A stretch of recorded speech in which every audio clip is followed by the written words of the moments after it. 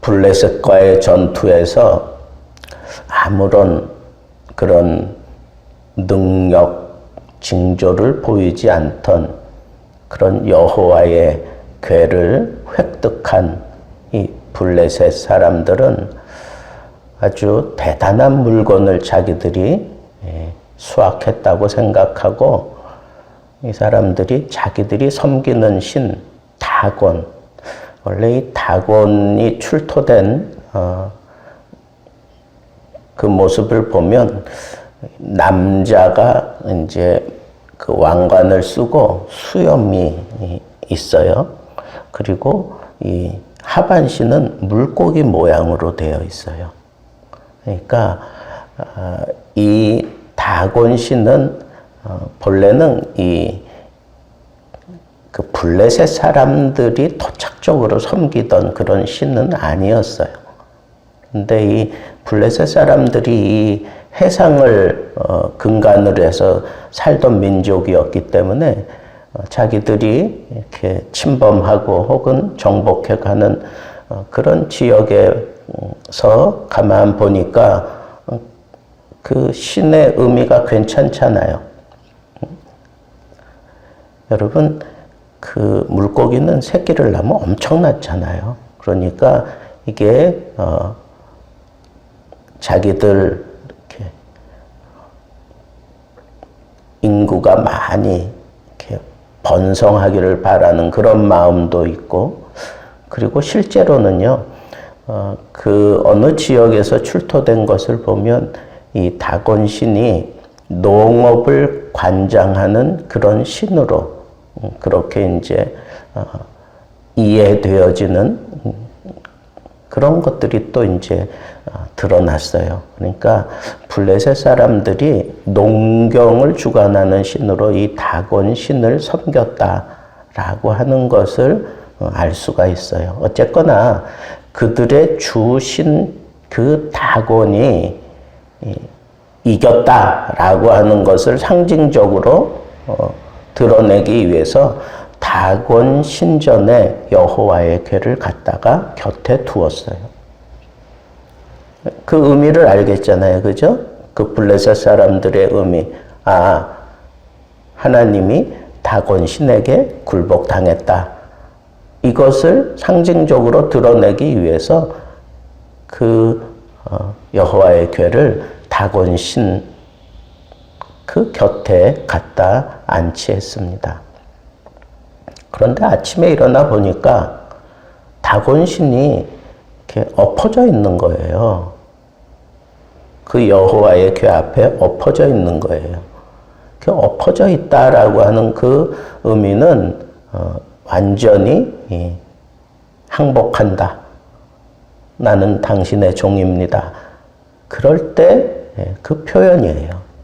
그러니까 이 블레셋 사람들은 자기네들이 이겼다 생각하고 우리의 신이 이겼다라고 생각했는데 지금 형상은 이게 완전히 뒤집어진 형상이 지금 그 앞에 펼쳐지니까 다시 일으켜 세웠어요. 근데 그 다음날 보니까 이번에는 똑같이 엎어졌는데 다 잘렸어요. 손발이 다 잘려버렸습니다. 머리도 잘리고 손발도 잘리고 막 이런 식으로 되니까 그러니까 사람들이 겁이 났겠죠. 겁이 났겠죠. 근데 그게 잘린 그 손이며 발이 이 문지방에 가서 더 걸쳐 있으니까 꽤 됐을 거예요. 그죠? 신전에서 그 문지방까지 거리가 꽤 됐을 텐데 그 몸뚱에만 남고 이 손, 다리, 팔, 머리 다 잘려가지고 그 문지방에 더 걸쳐져 있으니까 이게 보통 일이 아니다라고 생각한 거죠. 누가 그걸 그렇게 할 사람도 없는데 이런 일이 벌어졌다라고 생각하니까 그 사람들은 얼마나 이 주술적인 신앙을 가지고 있는 민족인지 그 걸쳐져 있는 그 문지방을 이 사무엘상을 기록하는 그때까지 이 블레셋 사람들은 문지방을 밟고 지나가지 않았다. 그런 걸 보니까 그 그 신성한 자기들의 신이 걸쳐져 있는 그곳을 두려워했다는 거예요. 그런데 그 고대의 풍습을 보면 그 문지방 밑에 그 문지방을 주관하고 있는 그런 신들이 거기 기거하고 있다고 생각하고 있는 거예요.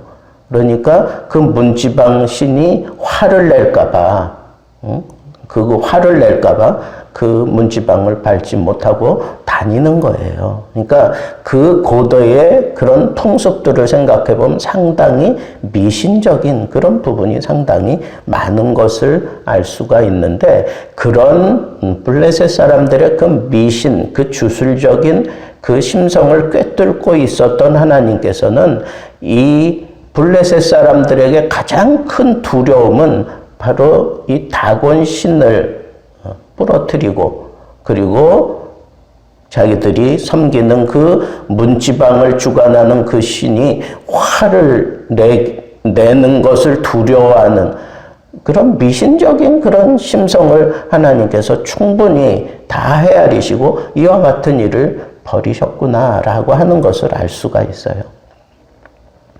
자, 이쯤 되니까 어떻게 됐어요?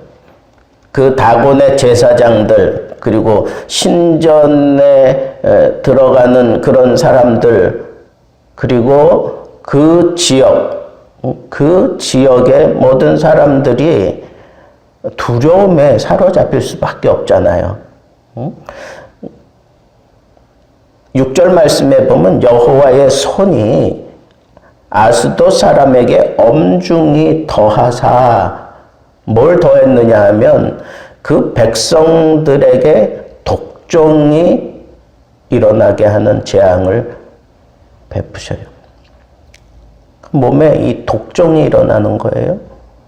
그러니까 이 독종을, 그 당시에는 무슨 약이 훌륭한 그런 약이 있었다고 볼 수도 없고, 이 독종 같은 것들이 일어나면 막 가렵고 피부가 막 그냥 괴사되고 막 이런 일들이 일어나고, 이게 눈에 보이는 그런 재앙이 막 사람들 몸에 임하니까 사람들이 어떻게 생각했느냐 하면 이 여호와의 개가 우리의 신 다곤을 친다. 우리의 신 다곤을 친다라고 그렇게 얘기하면서 이게 신들의 정쟁이다라고 그렇게 이해를 하게 됩니다. 그래서 사람들이 모였습니다. 그 지역의 통치자들. 근데 블레셋은 기본적으로 이 5 그 지역의 통치자들이 연합해서 움직이려는 그런 나라예요. 그러니까 그 방백들이 다 모여서 이런 재앙을 일으키는 이 여호와의 개를 이 아스돗에는 둘 수가 없다.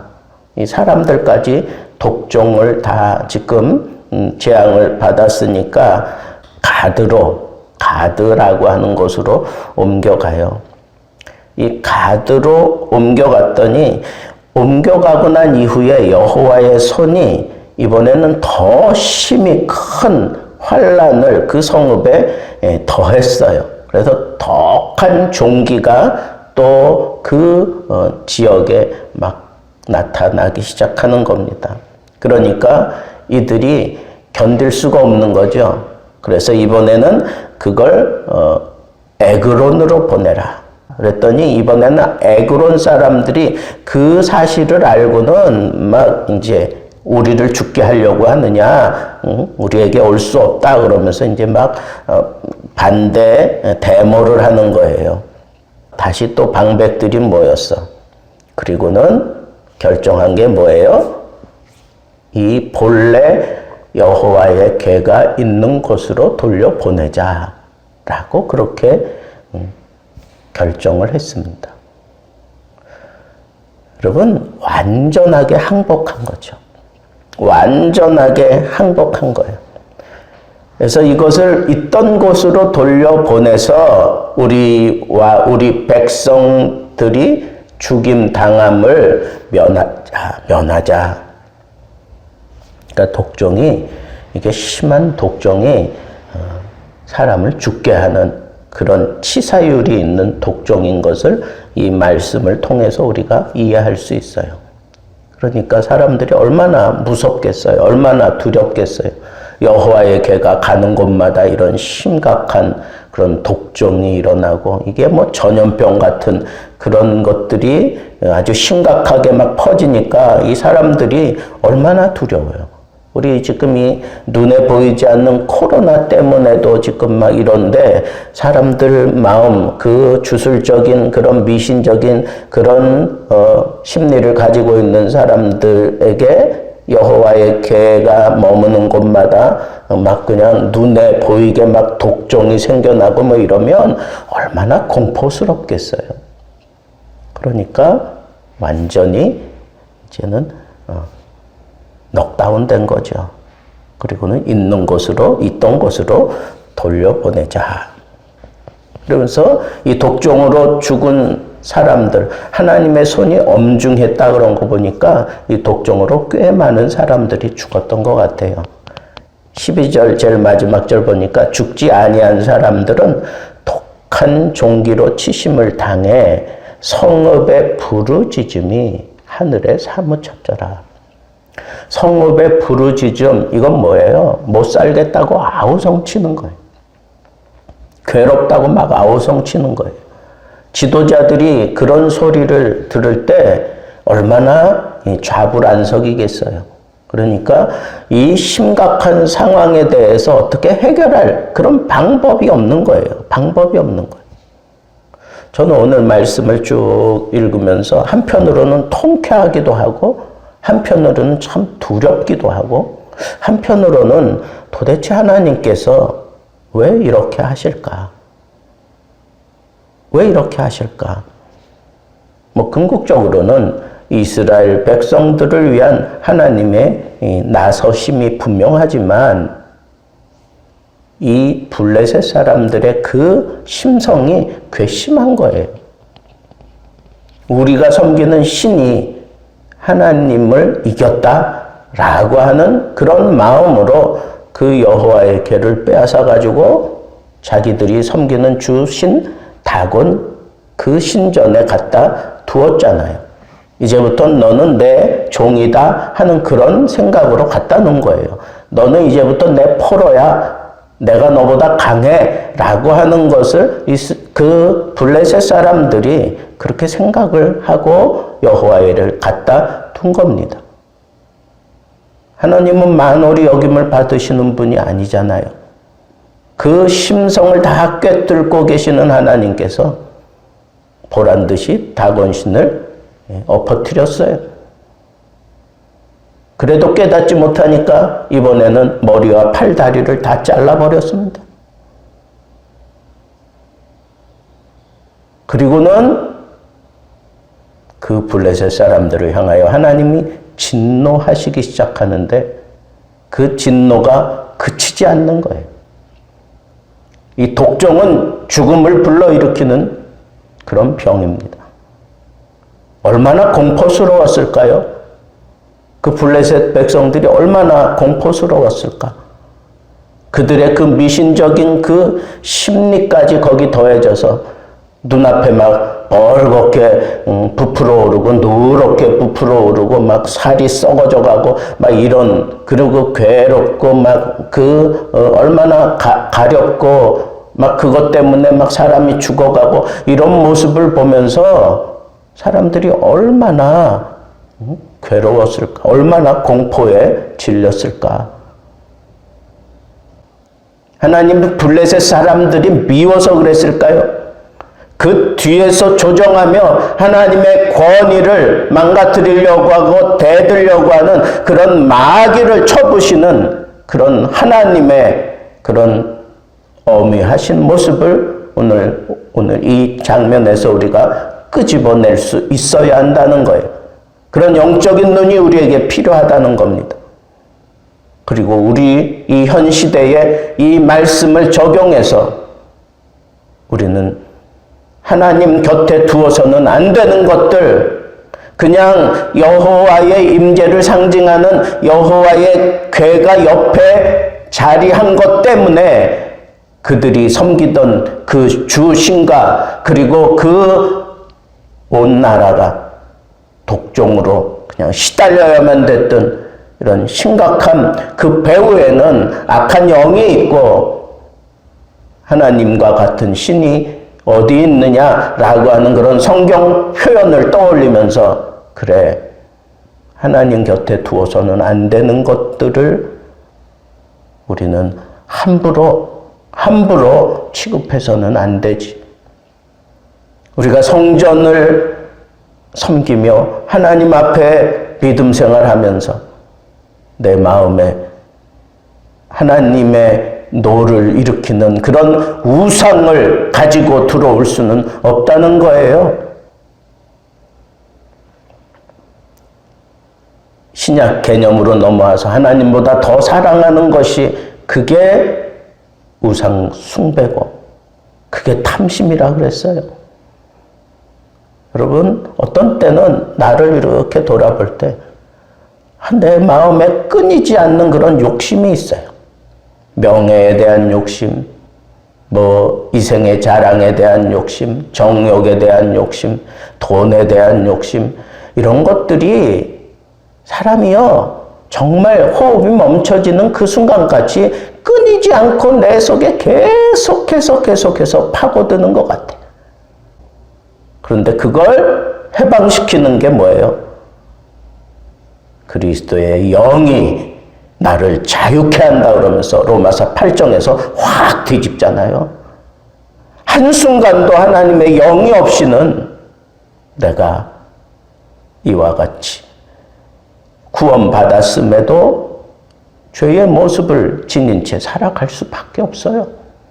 그게 인간의 본성이고 내가 살아가는 이 심각한 세상의 모습이에요. 여러분, 우리는 마음에 이거 하나 꽉 붙잡아야 돼요. 내가 지금 하나님 곁에 머물러 있으면서 내 속에 우상이 가득한 것 아닌가?